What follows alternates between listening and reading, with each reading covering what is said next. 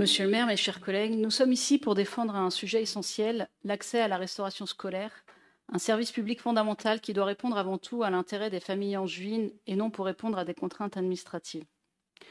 Le règlement de la restauration scolaire que vous avez mis en place illustre parfaitement ce que nous dénonçons depuis des mois. Une politique menée à marche rapide, trop rapide, sans concertation et déconnectée des réalités quotidiennes des familles angevines.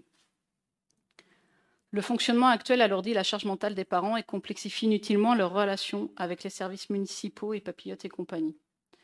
Pourquoi imposer des règles si rigides comme l'annulation des repas avant minuit en cas de grève alors que les services pédagogiques de la ville ont également cette information, ou l'exigence d'un certificat médical alors qu'une simple attestation sur l'honneur suffirait?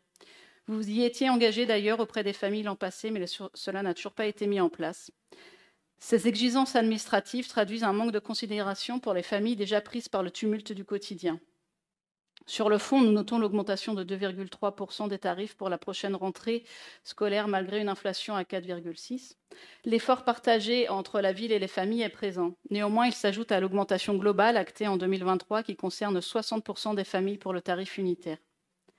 Nous réaffirmons que la tarification est profondément injuste. Elle accroît les taux d'effort des familles modestes et des classes moyennes tout en ménageant les foyers les plus aisés. Pour rappel, une famille ayant un quotient familial de 300 paye 0,85 centimes pour la rentrée prochaine, 0,83 aujourd'hui, alors qu'une famille d'un quotient familial de 500 paye 4,20 €. L'écart est grand et pourtant seulement 200 de quotient familial différencié. Cela va à l'encontre de l'esprit de justice sociale qui devrait guider nos politiques publiques. Les données du prestataire Angélois Restauration sont sans appel. Le taux d'effort des ménages modestes est de 2,4 fois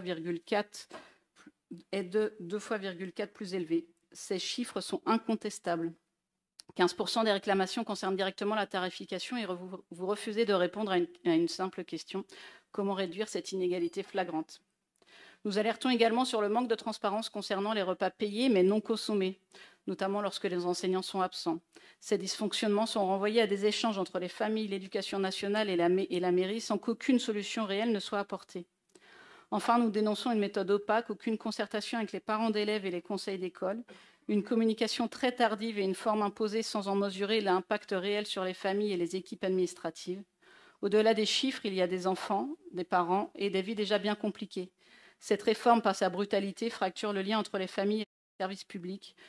Nous pouvons tolérer que la mairie impose de telles règles sans entendre les premiers concernés. Nous demandons aujourd'hui une révision pour une tarification équitable et un véritable dialogue avec les familles et les acteurs concernés. Merci.